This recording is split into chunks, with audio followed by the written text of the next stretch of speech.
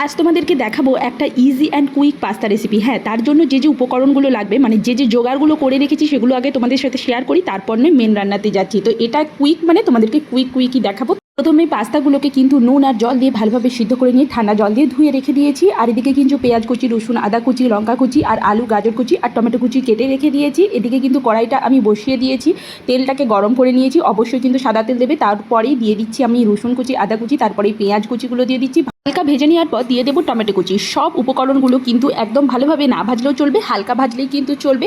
তারপর সব কিছু একসাথে ভালোভাবে মিশিয়ে দিয়ে দেবো আলু আর গাজর কুচিগুলো, সেগুলোকেও ভালোভাবে সব কিছুর সাথে মিশিয়ে নিয়ে দিয়ে দেবো এরপরেই নুন আর হলুদ পরিমাণ মতো। অবশ্যই কিন্তু, তবে কিন্তু পাস্তাতে নুন দিয়ে রেখেছি, সেই হিসাবে কিন্তু একটু পরিমাণটা বুঝে দিতে হবে।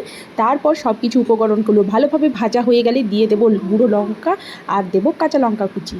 কিছু ভালোভাবে মিশিয়ে আর লঙ্কাগুলোটা একটু ভাজা ভাজা হয়ে গেলে দিয়ে দেবো ওই সিদ্ধ করা পাস্তাগুলো।